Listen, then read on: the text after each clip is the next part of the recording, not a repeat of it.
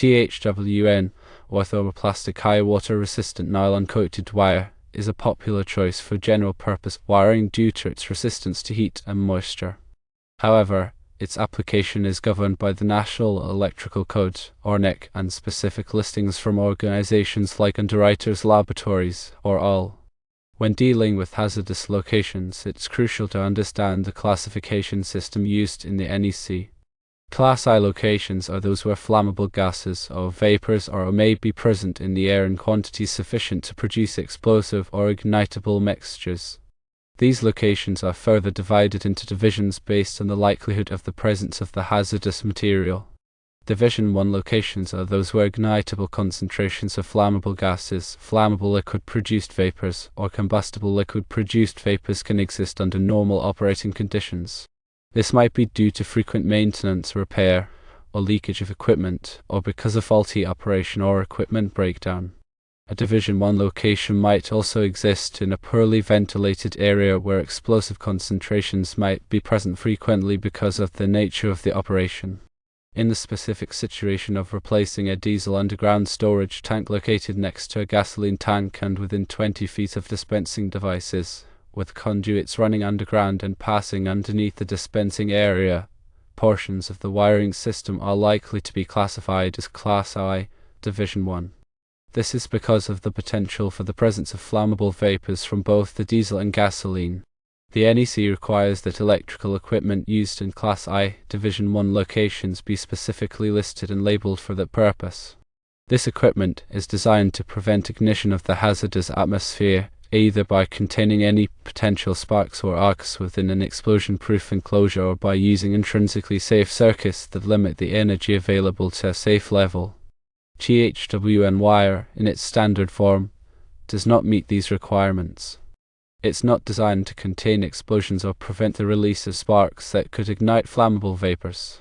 Therefore, it is not listed for use in Class I, Division 1 locations. The appropriate wiring method for Class I, Division 1 locations typically involves the use of rigid metal conduit, or RMC, or intermediate metal conduit, or IMC, with explosion-proof fittings and boxes. The conductors within the conduit must also be of a type specifically listed for use in Class I, Division 1 locations, such as MI cable, or Type MC cable with an overall jacket suitable for the location, or conductors installed in a raceway system that provides explosion-proof protection. To ensure compliance with the NEC and to maintain safety, it's essential to consult the specific requirements of the code and to use equipment that is properly listed and labeled for the Class I, Division 1 location. This might involve using explosion-proof junction boxes, sealing fittings to prevent the passage of gases or vapors, and intrinsically safe wiring methods. When dealing with underground wiring in hazardous locations, it's also important to consider the potential for corrosion and physical damage. The NEC requires that underground wiring be protected from these hazards by using appropriate conduit and burial depths. Additionally, it's important to ensure that the wiring system is properly grounded and bonded to prevent the buildup of static electricity, which could also be a source of ignition in a hazardous atmosphere. In summary, THWN wire is not suitable for use in Class I, Division 1 locations. The correct wiring method involves the use of explosion-proof conduit and fittings, and conductors specifically listed for use in such locations. Always consult the NEC and local codes to ensure compliance and safety. The NEC provides detailed guidelines for wiring in hazardous locations, including specific requirements for equipment, wiring methods, and installation practices. Some key aspects of these requirements include, firstly, the use of explosion-proof enclosures. These enclosures are designed to contain any explosion that may occur within the enclosure, preventing it from propagating to the surrounding atmosphere. They are typically made of heavy-duty metal and are designed to withstand high pressures. Secondly, sealing fittings are required in conduit runs to prevent the passage of flammable gases or vapors from one area to another. These fittings are typically filled with a sealing compound that creates a barrier to the passage of gases or vapors. Thirdly, intrinsically safe circuits are used to limit the energy available in the circuit to a level that is too low to cause ignition of flammable gases or vapors. This is typically achieved by using special barriers and current-limiting devices. Fourthly, proper grounding and bonding are essential to prevent the buildup of static electricity, which could be a source of ignition. All metal parts of the electrical system must be properly grounded and bonded together to create a continuous electrical path to ground. Fifthly, regular inspections and maintenance are crucial to ensure that the electrical system continues to operate safely. This includes inspecting for any signs of damage or deterioration and replacing any components that are not functioning properly. The NEC also provides specific requirements for the types of equipment that can be used in Class I Division 1 locations. This equipment must be listed and labeled for use in these locations and must meet specific performance standards. Some examples of equipment that may be used in Class I Division 1 locations include explosion-proof motors, lighting fixtures, and control panels. When working in hazardous locations, it is essential to follow all applicable codes and standards and to use qualified and experienced personnel. Failure to do so could result in a serious accident or injury.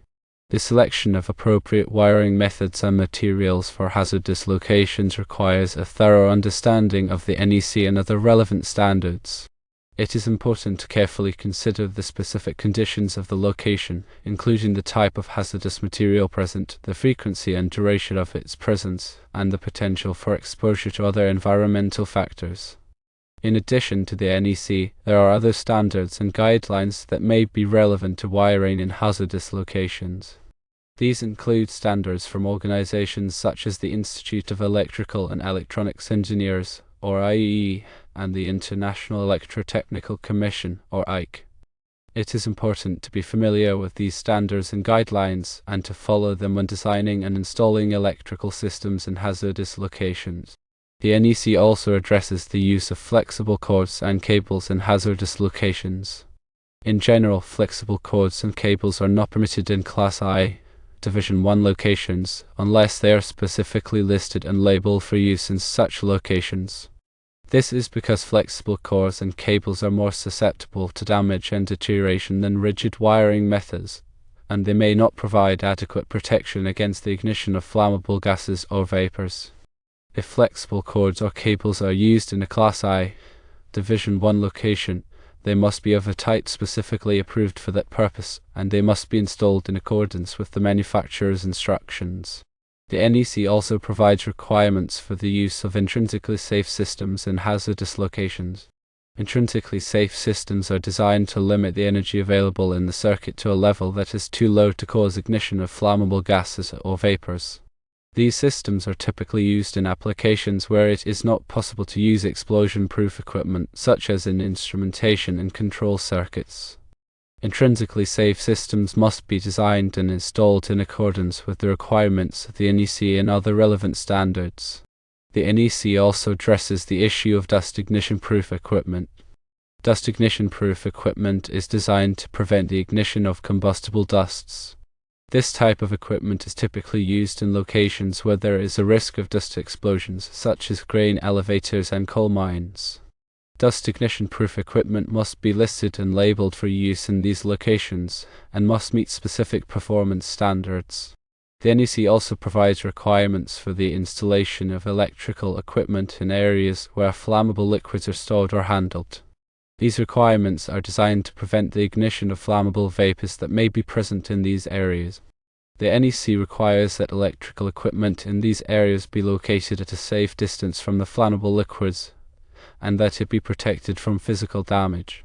The NEC also provides requirements for the grounding and bonding of electrical equipment in hazardous locations. Proper grounding and bonding are essential to prevent the buildup of static electricity, which could be a source of ignition. The NEC requires that all metal parts of the electrical system be properly grounded and bonded together to create a continuous electrical path to ground. The NEC also provides requirements for the labeling of electrical equipment in hazardous locations. Electrical equipment that is listed and labeled for use in hazardous locations must be marked with the appropriate class, division, and group designation. This marking indicates the type of hazardous environment for which the equipment is suitable. The NEC also provides requirements for the training of personnel who work on electrical equipment in hazardous locations. It is essential that personnel who work on electrical equipment in hazardous locations be properly trained in the safe installation, maintenance, and repair of this equipment.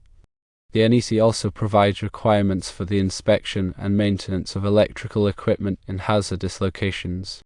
Regular inspections and maintenance are crucial to ensure that the electrical system continues to operate safely. This includes inspecting for any signs of damage or deterioration and replacing any components that are not functioning properly. The NEC is a complex and comprehensive document, and it is essential to consult the code and other relevant standards before designing and installing electrical systems in hazardous locations. It is also important to use qualified and experienced personnel who are familiar with the requirements of the code. In summary, when replacing a diesel underground storage tank next to a gasoline tank, and within 20 feet of dispensing devices with conduits running underground and passing underneath the dispensing area, the use of THWN wire is not appropriate for portions of the wiring system likely classified as Class I, Division 1. Instead, explosion-proof conduit and fittings, and conductors specifically listed for use in such locations, must be used to ensure compliance with the NEC and maintain safety. Always consult the latest edition of the NEC and local codes for specific requirements and guidance. Remember that the safety of personnel and property depends on the proper design, installation, and maintenance of electrical systems in hazardous locations.